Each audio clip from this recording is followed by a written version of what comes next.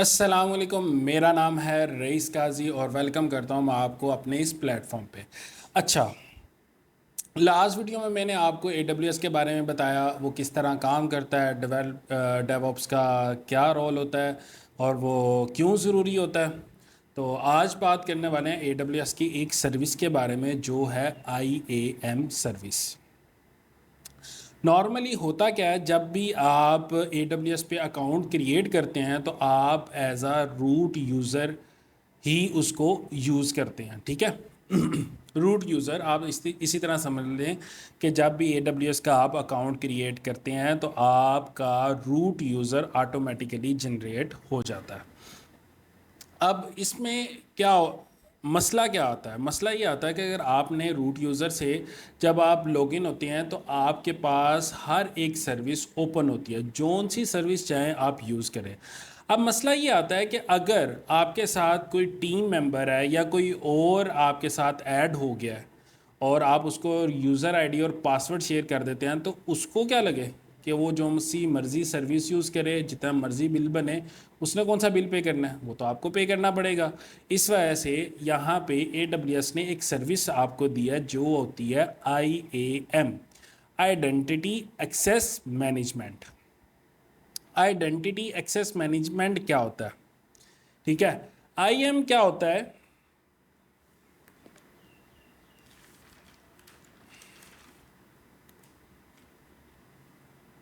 अच्छा, आइडेंटिटी क्या होता है?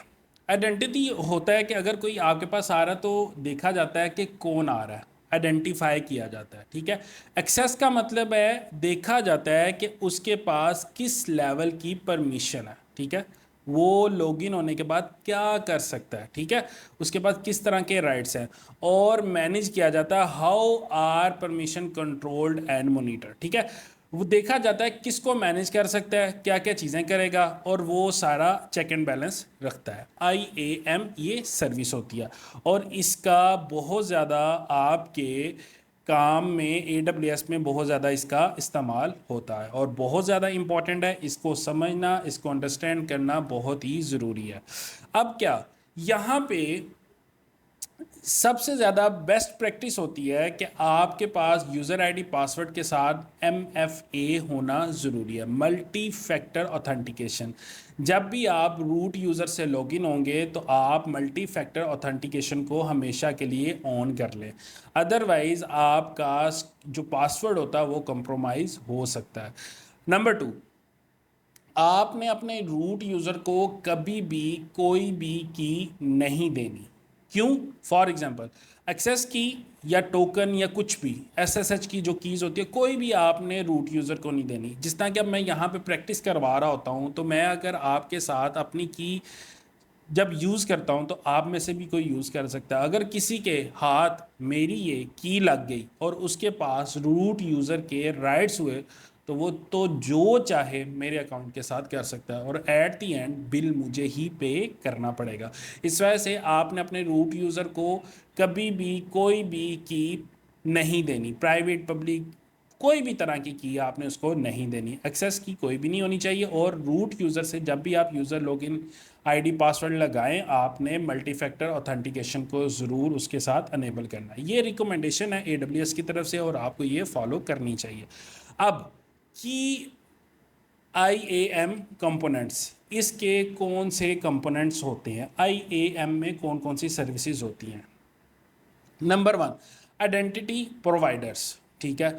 आइडेंटिटी प्रोवाइडर्स ये होते हैं कि फॉर एग्जांपल आप अपने AWS के अकाउंट के साथ किसी थर्ड पार्टी सॉफ्टवेयर को अपने अकाउंट के साथ कोई राइट्स देना चाहते हैं या उसको एक्सेस देना चाहते हैं तो आप आइडेंटिटी प्रोवाइडर की सर्विस को यूज़ करते हुए आप उसको अपने अकाउंट के साथ उसको लिंक कर सकते हैं। जिस तरह के गिटहब, जीरा, गिटलैब या और भी इस तरह के थर्ड पार्टी सॉफ्टवेयर जिनको आपने एक्सेस देनी है तो आप आइडेंटिटी प्रोवाइडर को यूज़ करते हो उसको एक्सेस दे सकते हैं। पॉलिसीज़ यहाँ पे आप डिफरेंट पॉलिसीज़ वगैरह बना सकते हैं जो कि आप जब यूज़र क्रिएट करते हैं तो उसको वो पॉलिसीज़ अटैच कर देते हैं ताकि वो उसके मुताबिक ही अपनी चीज़ों को यूज़ कर सके। फॉर एग्जांपल मैं यूज़र क्रिएट करता हूँ और उसको मैं एक पॉलिसी अटैच कर देता हूँ कि वो जब भी IAM यूज़र में, मतलब जब जब भी यूज़र आएगा लॉगिन करने के बाद सिर्फ EC2 की मशीन्स क्रिएट कर सकता है, इसके अलावा कोई भी वो सर्विस नहीं चला सकेगा। इससे क्या होता है कि वो सिर्फ और सिर्फ EC2 की मशीन ही बनाएगा और इसके अलावा कोई भी सर्विसेज चला नहीं सकेगा, जिसकी वजह से आपको कोई भी बर्डन या कोई भी हैंकी पैंकी वो कर ही नहीं सकता, बहरहाल हैंकी पैंकी कर ही नहीं सकता, जिसकी वजह से वो सिर्फ EC2 पे अपना काम करेगा और चला जाएगा। Number 3, users. आप यहाँ पे यूज़र क्रिएट करते हैं, ठीक है, और डिफरेंट पॉलिसीज़ उसको लगा सकते हैं, ठीक है। तो नंबर 3 पे यूज़र्स आता है और उसके बाद ये जो तरीका लिखा हुआ है यूज़र क्रिएट करने का लिखा है, ये मैं आपको भी करके दिखाऊंगा। और यहाँ पे आप ग्रुप्स भी बना सकते हैं, ठीक है। अब मुझे एक डेवलपमेंट की टीम चाहिए, ठीक है, और उसको मैंने एक्सेस देना है एक पूरे ग्रुप को, ठीक है। मैं ग्रुप क्रिएट करूँगा डेवलपमेंट के नाम से और उसमें जो यूज़र होंगे उनको ऐड कर दूंगा। ग्रुप के अंदर आप पॉलिसीज़ भी अटैच कर सकते हैं। आप ग्रुप क्रिएट किया, उसके साथ पॉलिसीज़ को अटैच कर दें और ग्रुप के ऊपर वो सारी की सारी पॉलिसीज़ अटैच हो जाएंगी। फॉर एग्जांपल EC2 की ही मैं पॉलिसी अटैच करता हूँ, तो उस ग्रुप के अंदर जितने भी मेरे यूज़र होंगे सिर्फ EC2 मशीन क्रिएट कर सकेंगे, ठीक है। ये ग्रुप्स होते हैं। और उसके बाद रोल्स बहुत ही ज़्यादा इम्पॉर्टेंट है। यहाँ पे क्या होता है, मैं आपको एग्जांपल बताता हूँ मेरा अपना रियल टाइम ऑफिस के अंदर। अब मेरे पास जब भी कोई न्यू ज्वाइनर आता है या छोड़ के जाता है, मेरे पास राइट्स नहीं है कि मैं ना उसका यूज़र क्रिएट कर सकता हूँ, ना मैं डिलीट कर सकता हूँ, ना ही उसके जो राइट्स हैं उनको रिवोक कर सकता हूँ, ना मैं बढ़ा सकता हूँ ना कम कर सकता हूँ, ठीक है। लेकिन मेरे पास इतने राइट्स हैं कि जितने भी यूज़र हैं, मेरा रोल है, मेरे पास इतने राइट्स हैं कि मैं सारे के सारे यूज़र देख सकता हूँ, कौन आ रहा है कौन जा रहा है, कितनी उसके पास राइट्स हैं, लेकिन उसमें चेंजेस नहीं कर सकता। हाँ, अब फॉर एग्जांपल अगर वो मुझे एक रोल असाइन कर देते हैं कि हाँ आप यूज़र क्रिएट और डिलीट नहीं कर सकते, लेकिन हाँ आपका जो रीजन है, अब रीजन की बात है, या मैं फॉर एग्जांपल लाहौर में और मेरा रीजन है और मुझे वो कहते हैं कि आप सिर्फ यूज़र के पासवर्ड को रीसेट कर सकते हैं, ठीक है। अगर आपके पास रिक्वेस्ट आती है तो मैं अपने रोल के मुताबिक उस यूज़र का पासवर्ड रीसेट कर सकता हूँ, उसको नया बना के पासवर्ड रिफ्रेश कर सकता हूँ, ठीक है। ये मेरा रोल है। अब मैं बाकी कुछ भी नहीं कर सकता, सिर्फ लाहौर रीजन के अंदर जितने भी इंप्लॉयज़ हैं मैं उनके पासवर्ड रीसेट कर सकता हूँ, डेटाबेसेस देख सकता हूँ, लेकिन मैं उसमें चेंजेस नहीं कर सकता। ये होता है रोल। इसी तरह फॉर एग्जांपल, अब एक और एग्जांपल लेते हैं। अब एक फॉर एग्जांपल एक डेटाबेस है, ठीक है, डेटाबेस बनी हुई है, ठीक है। अब मैं उस एक स्पेसिफिक डेटाबेस की पोर्शन में, अब पोर्शन में कह लें, या अब एक डेटाबेस है वहाँ पे मल्टीपल डेटाबेस बनी हुई है, ठीक है। अब मेरी डेवलपमेंट की एक डेटाबेस पड़ी हुई है, उसके अंदर मैं डेटा इनपुट कर सकता हूँ, डिलीट कर सकता हूँ और अपडेट कर सकता हूँ। लेकिन जो बाकी डेटाबेस है ना मैं उनको देख सकता हूँ, ना उनको अपडेट कर सकता हूँ, ना ही मैं उसको व्यू कर सकता हूँ। इस वजह से आपके पास जितना रोल है उतना ही आप उसके ऊपर काम कर सकते हैं। तो ये होता है रोल। और कंक्लूजन करने से पहले मैं आपको क्रिएट यूज़र करके दिखाता हूँ। सिंपल, आप यहाँ पे जाएं, IAM की सर्विस किस तरह यूज़ करते हैं, IAM पे जाएं, ठीक है।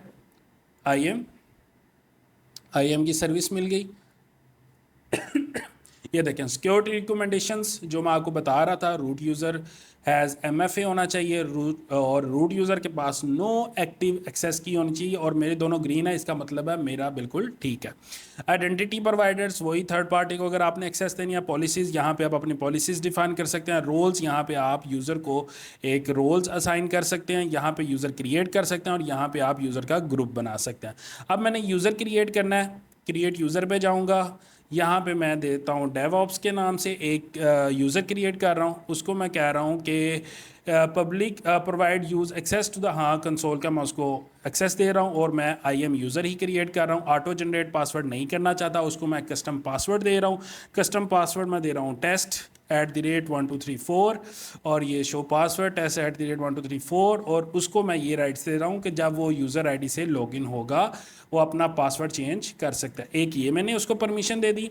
अब यहाँ पे 3 तरह की आ रही है, ऐड यूज़र टू ग्रुप, ठीक है, ग्रुप का जो भी है उसमें ऐड करना है तो वो कर लें, कॉपी परमिशन कोई पहले से बनी हुई है उसको वो अटैच कर दें, कॉपी परमिशन उसको कर दें, या फिर कोई अटैच पॉलिसी या आप कोई पॉलिसी बना के उसके साथ अटैच कर दें। हम यहाँ पे अटैच पॉलिसी कर रहा हूँ, यहाँ पे ये मल्टीपल्स पॉलिसीज़ ऑलरेडी बनी हुई हैं।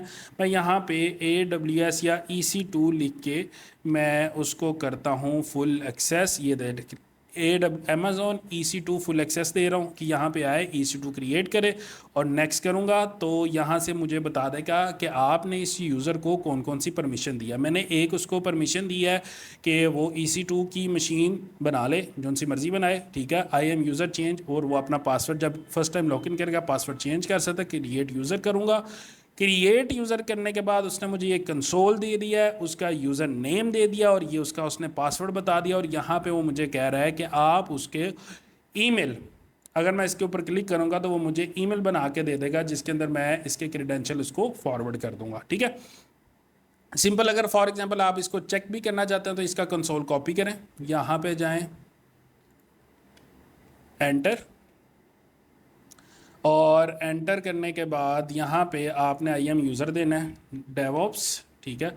पासवर्ड आपने क्या दिया था, test@1234, यही है, डी एक्स्ट्रा आ गया टेस्ट, और साइन इन करेंगे तो ये आपकी मशीन अब आपसे यूज़र नेम पासवर्ड पूछ रहा है, ठीक है। test@1234, न्यू पासवर्ड मैं रखना हूँ DC+1234, DEC+1234, कंफर्म पासवर्ड, और उसके बाद मैच हो गया, no thanks, continue in to sign in, और ये मेरे पास मेरा IM यूज़र का डैशबोर्ड या इंटरफेस कह लें वो बन चुका है और ये उसका आ रहा है, ठीक है। इस तरह आप वो देख रहे हैं एक्सेस डिनाइड अमेजोन क्यू, सिर्फ और सिर्फ यहाँ पे EC2 मशीन बना सकता है और कुछ भी नहीं इंस्टेंस क्रिएट कर सकता, ठीक है। यहाँ पे जाएगा, इसके अलावा सारी सर्विसेज के लिए ब्लॉक है और यहाँ पे आके सिर्फ EC2 की सर्विस को वो यूज़ कर सकता है। मिलते हैं नेक्स्ट वीडियो पे, तब तक के लिए अल्लाह हाफिज़।